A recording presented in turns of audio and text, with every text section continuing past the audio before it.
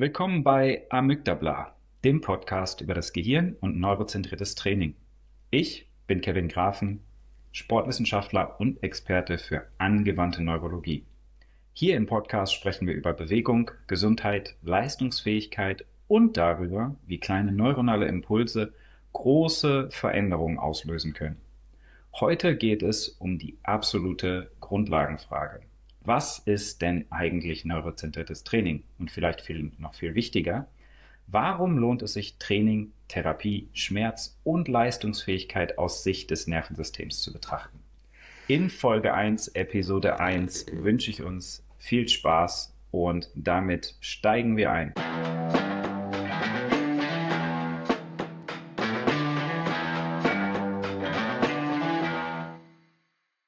Was ist es denn jetzt eigentlich, dieses neurozentrierte Training, oder vielleicht hat man schon mal Neuroathletik gehört? Letztendlich kriegt es immer mehr Aufmerksamkeit, immer mehr Therapeuten und Trainer entdecken es für sich als ergänzende Maßnahme, um Training und Therapie einfach erfolgreicher zu gestalten. Und darum soll es auch gehen. Ich möchte mit euch heute besprechen, was das Ganze eigentlich ist, wie der Hintergrund ist, und möchte aufklären, weil viele Dinge bezüglich dieses Trainingsansatzes komplett falsch verstanden werden und dann in komplette Ablehnung verfallen wird. Neurozentriertes Training geht letztendlich darum, wie der Name schon sagt, dass wir Dinge, die Bestand haben, Trainingsinterventionen, Therapie oder andere Geschichten, aus einem anderen Blickwinkel betrachtet werden oder neu gedacht werden. Neurozentriert heißt, dass wir nämlich das Gehirn bzw. das Nervensystem in den Hauptfokus für all unsere Funktionen stellen. Wenn man sich jetzt klassischerweise einmal betrachtet, wie wir nämlich Training, Therapie oder andere Maßnahmen denken, dann fällt eins oft sehr intensiv auf, und das ist nämlich, dass wir immer die Struktur in den Hauptfokus stellen. Wir alle kennen uns sehr gut aus mit Muskeln. Wir wissen, welche Muskeln wo, wie, wo ziehen, welche Funktion die haben, was wir machen müssen, um diesen Muskel zu trainieren. Wir wissen, wie das Skelett aussieht. Wir wissen, wie das Lymphsystem aussieht, die Organe, das Herz-Kreislauf-System, die Faszien. Und all das wird in Training immer mit einbezogen und adressiert. Ne? Wenn man sich mal anguckt, wie stark das Herz-Kreislauf-System im Training Aufmerksamkeit kriegt, das muskuläre System natürlich immer, aber auch das Fasziensystem in letzter Zeit. Dann fällt aber eins auf: ein System wird immer irgendwie sehr stiefmütterlich behandelt oder wird nicht mit in Betracht gezogen, und das ist das Gehirn- und Nervensystem. Wenn wir uns jetzt aber einmal vorstellen, was das Gehirn bzw. das Nervensystem eigentlich für Funktion hat, dann fallen wir eigentlich um oder sind, ja, doof, wenn wir es nicht mit in Betracht ziehen, weil es alle Komponenten steuert und reguliert. Das große Problem, was ich als Trainer und Therapeut immer habe, ist, dass, wenn ich über die Funktion oder über die Wichtigkeit des Gehirns spreche, dass alle immer denken, es geht hier ausschließlich um kognitive, psychische oder mentale Maßnahmen. Natürlich steuert das Gehirn, und das Gehirn ist an diesen Prozessen auch sehr stark beteiligt. Aber wir müssen das weiterfassen und müssen einfach schauen, was macht das Gehirn denn noch? Letztendlich steuert das Gehirn alle unsere autonomen Prozesse. Autonom bedeutet unsere Atmung, unseren Blutdruck, unsere Herzfrequenz, unsere Verdauung. All das wird dauerhaft von unserem Gehirn bzw. Nervensystem überwacht und reguliert. Und es guckt, dass all diese Mechanismen dauerhaft ihre Funktion erhalten und durchführen können. Dann steuert das Gehirn jeden einzelnen Muskel in unserem Körper. Es entscheidet also darüber, wie wir uns bewegen, wie unsere Koordination ist, wie unsere Haltung ist, wie unsere Stabilität ist. Dadurch, dass es Muskulatur ansteuert. Einmal auf einer willentlichen Ebene, also auf einer bewusst ausgeführten Ebene, aber auch auf einer reflexiven Ebene, also auf einer unterbewussten Ebene durch Reflexe. So, und wenn wir uns jetzt überlegen, dass ein Muskel an sich eigentlich ziemlich doof ist, dass der sich nur anspannen oder entspannen kann, im weitesten gesehen, dann müssen wir überlegen, woher kriegt der denn den Befehl, sich an oder zu entspannen? Und das geht durch einen nervalen Impuls, durch einen Nervenimpuls. Und dieser startet und wird gesteuert im Gehirn. Deswegen, jegliche muskuläre Aktivität, jede Muskelfunktion, jedes Anspannen, Entspannen, Verspannung von Muskulatur ist Basis einer funktionellen Aktivität im Gehirn. Und die müssen wir verstehen. Und wenn wir diese adressieren, können wir sehr, sehr starken Einfluss auf unsere Muskulatur nehmen. Und eine wichtige, ganz, ganz entscheidende Komponente, über die wir sicherlich noch eine eigene Podcast-Folge machen, ist, dass das Gehirn darüber entscheidet, ob wir Schmerzen spüren oder nicht. Schmerz ist also eine nervale Komponente, die ganz, ganz komplex ist und die wir uns in Zukunft, wie gesagt, nochmal intensiver anschauen werden.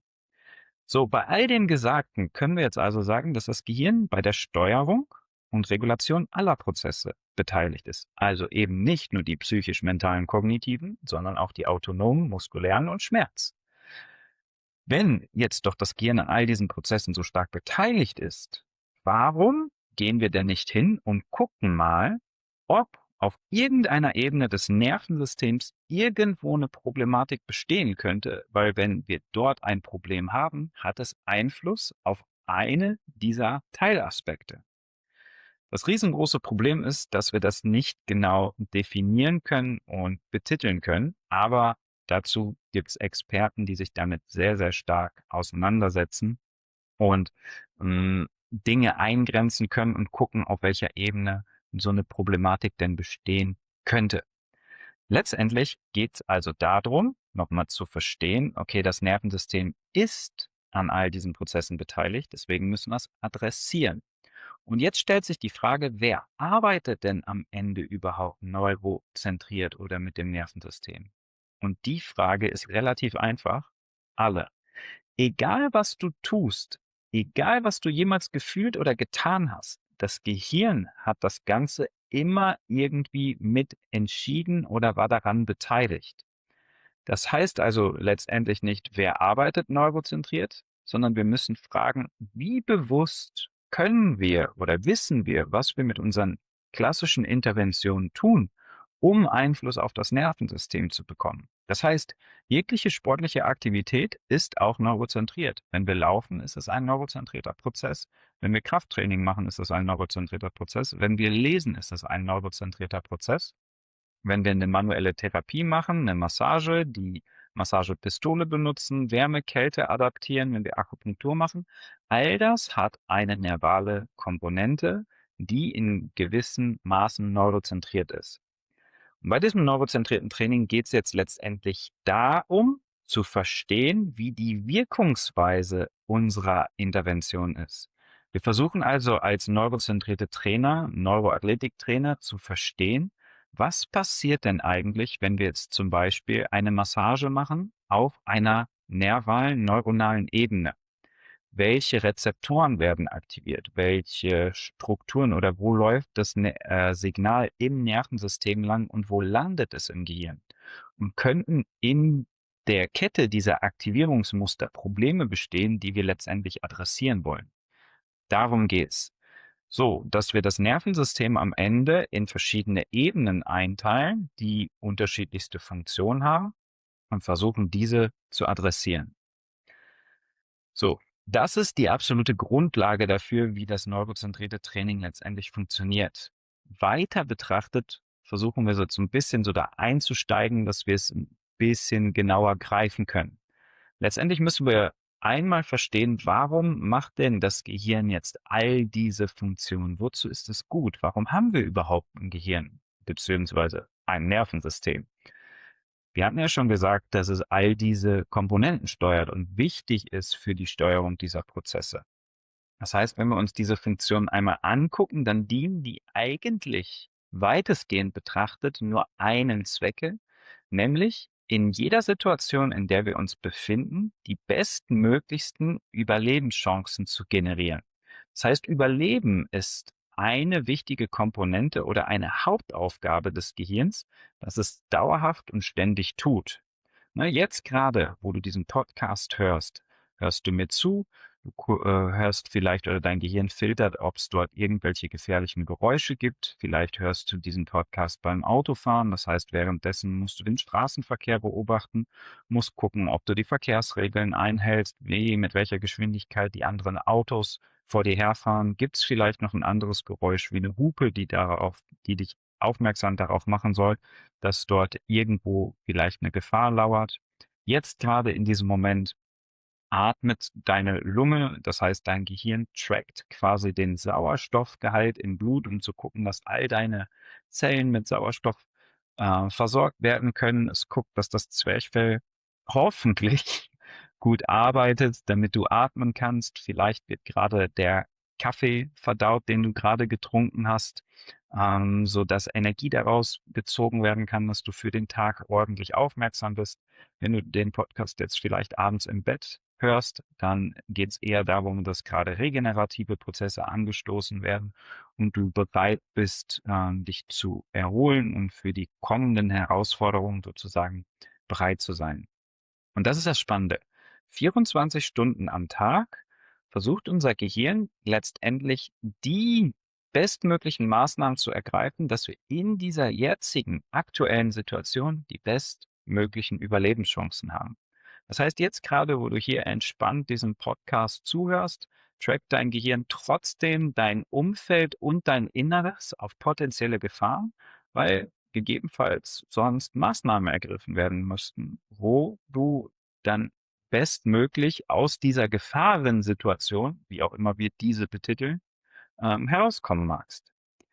Ich erkläre das immer in meinen Ausbildungsstrukturen an einem Beispiel, dass du vielleicht heute Morgen am Frühstückstisch die Zeitung gelesen hast und gelesen hast, dass in deinem Umfeld gerade ein Mörder ausgebrochen ist, der jetzt von der Polizei gesucht wird, aber gerade nicht gefunden worden ist. Und du gehst morgens spazieren, es ist ein bisschen diesig im Wald, ein bisschen nebelig und gehst diese Lichtung entlang und auf einmal siehst du am Ende dieser Lichtung eine Silhouette eines Mannes. Und was dein Gehirn jetzt macht, ist, dass es diese Silhouette, dieses Muster erkennt und auf Basis dessen, was du heute Morgen in der Zeitung gelesen hast, abgleicht. Das heißt, jetzt geht das große Kopfkino los, weil du wusstest, okay, der Mörder ist unterwegs und vielleicht könnte diese männliche Silhouette da am Ende der Lichtung dem Mörder zugehörig sein. Und dann werden weitere Pläne geschmiedet von deinem Gehirn. Das heißt, der Mörder will mir jetzt vielleicht an die Wäsche und will mich, ja, zur Strecke bringen. Das heißt, das Gehirn reagiert darauf jetzt sehr stark und versucht, deinen sogenannten Sympathikus zu aktivieren, dein Nervensystem also letztendlich jetzt hochzufahren, damit du bestmöglich auf eine Kampf- oder Fluchtsituation vorbereitet bist. Das heißt, Adrenalin wird ausgeschüttet, die Herzfrequenz steigt an, der Blutdruck steigt an, sodass du bestmöglichst aus der Situation rauskommst. Jetzt haben wir das große Problem, dass manche Leute dauerhaft in diesem Modus sind und Situationen dauerhaft so eingeschätzt werden, also immer in so einer Art sympathischen Aktivierung sind, also immer in so einem Kampf- oder Fluchtmodus sind, wodurch die gar nicht mehr in so eine Regulation oder Regeneration kommen. Das ist problematisch, weil das System eben in beiden Komponenten arbeiten muss. Es muss uns aktivieren, es muss uns aber auch hemmen und entspannen können, damit wir dauerhaft ausgeglichen sind. Also es muss mobil sein und darf sich nicht auf eine Seite sozusagen versteifen oder Situationen dauerhaft falsch einschätzen. Weil jetzt kommt nämlich die große Frage. Was ist denn, wenn du diese Spazierrunde im Wald jeden Morgen gehst? Und was ist, wenn diese Silhouette, du ganz genau weißt, dass diese Silhouette am Ende des Pfades nicht dem Mörder gehört, sondern du die Silhouette deines Nachbarn erkennst, der da mit dem Hund spazieren geht? Dann wird das System nämlich definitiv auf eine andere Art und Weise reagieren. Du wirst nicht einen Adrenalinausstoß haben, also solltest du deinen Nachbarn leiden können, sondern du wirst locker und entspannt bleiben, deinen Nachbarn grüßen und dich vielleicht sogar freuen, den zu sehen und morgendliches kleines Gespräch führen. Das heißt, das Gehirn reagiert unter Umständen in einer gleichen Situation komplett anders. Die Frage ist also, wie schätzt dein Gehirn individuell Situationen ein und denkt das Gehirn, dass überlebenswichtige Maßnahmen ergriffen werden müssen, oder nicht? Was muss es tun? Muss es mich auf Kampf oder Flucht vorbereiten oder kann es mich in einem regenerativen Modus lassen, wodurch ich einfach andere Vorteile habe?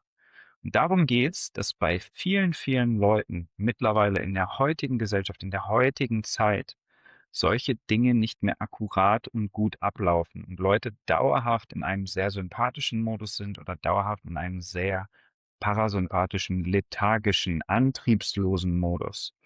Das System ist aber, wie schon gesagt, sehr modular, mobil. Das muss sich eben immer auf die Situation anpassen können. Und im besten Fall funktioniert es so, dass es Situationen auch so einschätzt, dass sie der Wahrheit entsprechen und Dinge auch so wahrgenommen werden, wie sie in Realität sind. Damit haben nämlich viele Leute mittlerweile riesengroße Probleme, was nicht unbedingt mit der bewussten Wahrnehmung zu tun hat, sondern auf den ganzen tiefer liegenden unterbewussten Wahrnehmungsprozessen. Und um das besser zu verstehen, gehen wir hin und gliedern beim neurozentrierten Training das Ganze in ein sehr, sehr einfaches Modell, in das Input-Interpretations-Output-Modell. Das stellt letztendlich auf die einfachste Art und Weise und Ebene dar, wie das Gehirn funktioniert. Letztendlich muss das Gehirn, hatten wir schon gesagt, dauerhaft Entscheidungen darüber treffen, wie es uns bestmöglich am Leben hält, wie gut die Überlebenschancen sind. Um das tun zu können, braucht das Gehirn aber gute Inputs beziehungsweise Informationen, also eine gute Informationsgrundlage. Und da müssen wir zunächst verstehen, woher bezieht denn unser Gehirn jetzt Inputs beziehungsweise Informationen? Und das ist ganz einfach über unsere Wahrnehmung beziehungsweise über unsere Sinnesorgane. Und wenn ich dich jetzt frage, wie viele Sinnesorgane haben wir, dann wirst du wahrscheinlich jetzt 5 sagen. Sehen, hören, riechen, schmecken, tasten beziehungsweise fühlen. Und damit bist du absolut korrekt, aber auch nicht ganz korrekt, weil es noch darüber hinaus viele, viele weitere Sinnesorgane gibt, die eine sehr, sehr große und zentrale Rolle spielen. Bei den Informationen unterteilen wir eigentlich in 3 unterschiedliche Bereiche. Einmal die sogenannte Exterozeption, also extern, was von außen in mich hineintritt. Dann die sogenannte Interozeption, also all das, was intern in mir drin passiert. Und die sogenannte Propriozeption, das ist ein schöner Zungenbrecher, das ist letztendlich unsere Körperkarte. Also Exterozeption sind alle Informationen, die mein Gehirn von außen erhält, sehen, hören, riechen, schmecken und auch fühlen. Die Interozeption oder auch Viszerozeption genannt ist letztendlich die Überwachung all meiner Organfunktionen. Schlägt mein Herz, was macht meine Lunge, was macht mein Darm, meine Bauchspeicheldrüse. Und die Propriozeption ist sozusagen die Körperkarte. Wir haben in all unseren körperlichen Strukturen unterschiedlichste Rezeptortypen, die unterschiedliche Sinnesinformationen an mein Gehirn senden. Einmal über die Lage im Raum, sind meine Muskeln angespannt, ist mein Gelenk gebeugt, gestreckt, ist es warm, ist es kalt, welche chemischen Prozesse habe ich gerade in den Zellen und so weiter.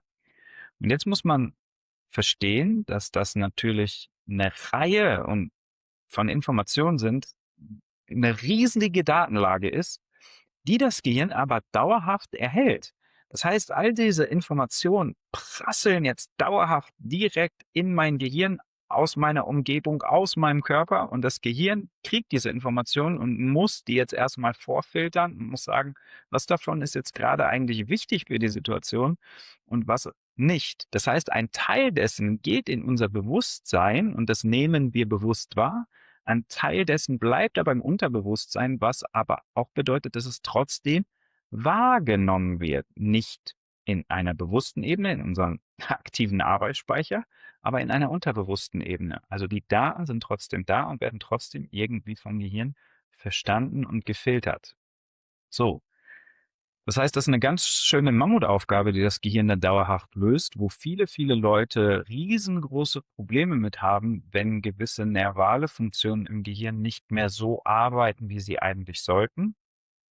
Also wenn das Gehirn nicht gesund ist durch alte Verletzungen wie die Hirnerschütterung, Schleudertraum oder andere Geschichten oder wir nicht sehr aktiv waren, wir das Gehirn nicht bespielt haben mit all unseren Sinnesorganen, sodass dahingehend eben Probleme entstehen können. Wie gesagt, das Gehirn braucht all diese Informationen, um Entscheidungen zu treffen. So, wir müssen also jetzt einmal festhalten, was braucht das Gehirn? Das Gehirn braucht gute, akkurate Information, qualitativ gute Information, um Entscheidungen zu treffen. Und woher ist die Frage? Aus all unseren Sinnesorganen. Und jetzt gehen auf einmal Dinge auf, die auf einmal relevant werden, weil ich muss gut sehen können, ich muss gut riechen können, ich muss gut schmecken können, ich muss gut hören können, ich muss ein gutes Gleichgewichtsorgan haben und, weil das Gehirn auf Basis aller Informationen Entscheidungen trifft. So, das ist der erste Schritt, der Input-Prozess, also qualitativ gute Informationen. Diese Informationen müssen jetzt aber zum Gehirn gelangen. Das heißt, die werden jetzt kommuniziert innerhalb des Nervensystems. Also von der ersten Rezeptorquelle, der Haut, des Auges, des Ohrs oder wo auch immer, über periphere Nerven, über meist oder viel über das Rückenmark, nicht alles, direkt ins Gehirn. So, das heißt, auch da kann es sein, dass die Kommunikation zwischen den einzelnen Nervenzellen nicht gut ist. Das ist wie bei der stillen Post. Angenommen, ich als Rezeptor gebe eine gute qualitative Information, ich sage das erste Wort meinem Nachbarn und das Signal wird weitergeleitet. Irgendwen haben wir aber dazwischen, der jetzt das Wort benuddelt, dann kommt am Ende was ganz Falsches raus, als es zu Beginn war. Und dann kommt es eben zu Verständnisproblemen. Das Gehirn weiß auf einmal nicht mehr, was entspricht der Realität oder kann ich dieser Information trauen oder es kommt eine falsche Information an, die es eben dann für richtig hält, wie eben der Mörder, der am Ende der Lichtung steht, obwohl es der Nachbar war. Und auf einmal werden ganz, ganz andere Situationen ausgelöst. So, das heißt, die Kommunikation ist wichtig und innerhalb des Gehirns kommt es jetzt dazu, dass, wie schon gesagt, alles gefiltert werden muss, miteinander abgeglichen werden muss und interpretiert werden muss. Und wir haben unterschiedliche Hirnareale, das ist neurowissenschaftlich bewiesen, die unterschiedliche Funktionen haben. Also innerhalb des Gehirns gibt es unterschiedliche Areale und Strukturen, die unterschiedliche Prioritäten in gewissen Funktionen haben. Wir haben zum Beispiel in unserem Kortex, also in der Großhirnrinde, den sogenannten Frontallappen, der ist zum Beispiel für Aufmerksamkeit und Konzentration zuständig. Wir haben hinten den sogenannten Occipitallappen, also die Sehrinde, die fürs Sehen zuständig ist. Wir haben das Kleinhirn, das zum Beispiel für Koordination, Haltung und Balance zuständig ist. Und so haben wir ganz, ganz viele unterschiedliche Areale und Strukturen, die wir letztendlich beim neurozentrierten Training ihren Funktionen zuordnen möchten. Das heißt, wir wissen, okay, das Areal hat eher priorisiert diese Funktion, das andere diese Funktion. Rein neuroanatomisch lässt sich das komplett voneinander trennen. Am Ende in der Funktion jedoch leider nicht. Das heißt, da ist es nicht ganz so einfach, aber wir nutzten diese Neuroanatomie in ihren Zuordnungen, um das Ganze letztendlich praktisch zu gestalten oder anwendbar zu machen. Das heißt, wenn wir wissen oder wenn eine Person äußert, dass sie da und damit Probleme hat, fangen wir an, diese Problematiken den einzelnen Arealen zuzuordnen und zu überlegen, ob diese Struktur da ein bisschen mehr Aktivierung bekommt oder ob dort ein bisschen mehr Aktivierung notwendig ist. So, das heißt, innerhalb des Gehirns werden jetzt diese Informationen weiter kommuniziert, interpretiert und das Gehirn kann, wie schon gesagt, ein Problem haben damit, diese Informationen zu verstehen und zu interpretieren. Und dann entscheidet es letztendlich auf Basis der qualitativ guten Informationen und der Interpretationsfähigkeit, was es mit uns machen soll, wie es uns einstellen soll. Muss ich jetzt Kampf oder Flucht auslösen? Kann ich parasympathisch, kann ich entspannt bleiben oder was muss ich tun? Also das Gehirn kreiert aus allen Daten einen Output, also wichtig, die Art und Weise, wie ich jetzt gerade in dieser Situation funktioniere oder nicht funktioniere. Das heißt, der Output wird vom Gehirn bestmöglich entschieden, die Art und Weise, wie ich funktioniere. Und ein Output kann alles sein. Ein Output kann eine Muskelanspannung sein. Ist der Muskel schön entspannt oder ist der verspannt? Habe ich Schmerz, habe ich keinen Schmerz? Bin ich beweglich, bin ich unbeweglich? Bin ich müde, bin ich energiegeladen? Bin ich wütend, bin ich verliebt? All das sind Outputs oder können Outputs sein. Und der Output wird letztendlich entschieden auf Basis des Inputs und der Interpretationsfähigkeit. Und jetzt wird spannend, weil hier wird jetzt ganz, ganz zentral zum neurozentrierten Training beziehungsweise zur Neuroathletik, wie wir das nutzbar machen. Wir sagen, wenn jegliche Art